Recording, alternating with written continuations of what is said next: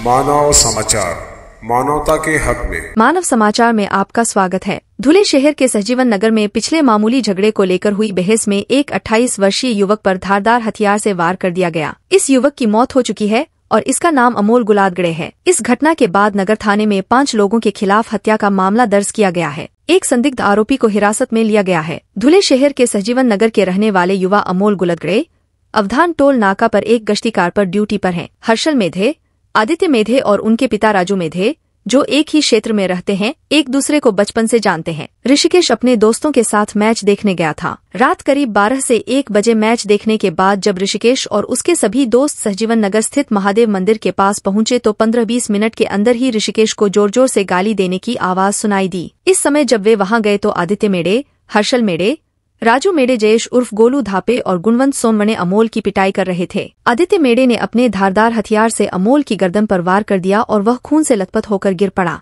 और जब उनके दोस्तों ने भाऊ साहेब को इलाज के लिए यहाँ के सरकारी मेडिकल कॉलेज में भर्ती कराया तो डॉक्टरों ने उन्हें मृत घोषित कर दिया। प्रारंभिक जानकारी मिल रही है कि 6 साल पहले हुए मामूली झगड़े के चलते उसने यह हत्या की है। पुलिस ने इस संबंध में बताया कि इस संबंध में धुले शहर पुलिस स्टेशन में 5 संदिग्ध आरोपियों के खिलाफ हत्या का मामला दर्ज किया गया है और उनमें से एक को पुलिस ने हिरासत में लिया है।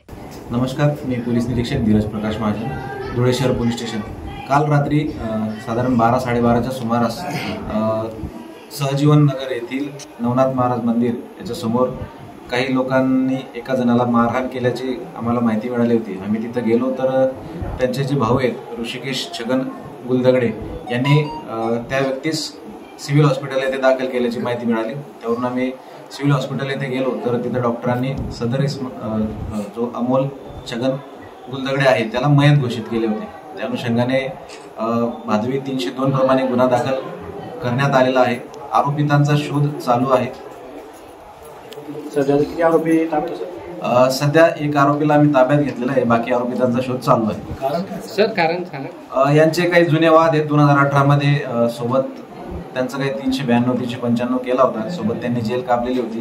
त्याच्यावरून मैताचा आणि यातले जे आरोपी आहेत त्यांचे वाद झालेले होते। गणपतीच्या वेळेस पण काही त्यांचे वाद झाले अशी प्राथमिक माहिती भेटते, तर त्याचा पूर्ण तपास चालू आहे। सर, जो मयत आहे त्याच्यावर काही गुन्हे दाखल आहे का? मैतावर एक 324चा गुन्हा 2 वर्षांपूर्वीचा काहीतरी दाखल आहे, त्याचाही तपास चालू आहे।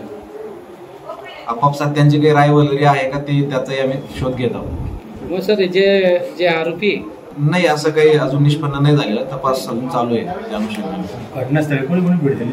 घटनास्थळी माननीय पोलीस अधीक्षक साहेब, अपर पोलीस अधीक्षक साहेब, उपविभागीय पोलीस अधिकारी ऋषिकेश रेड्डी साहेब, LCP PI शिंदे साहेब, मी आणि आमचे दुय्यम अधिकाऱ्यांनी भेट दिली।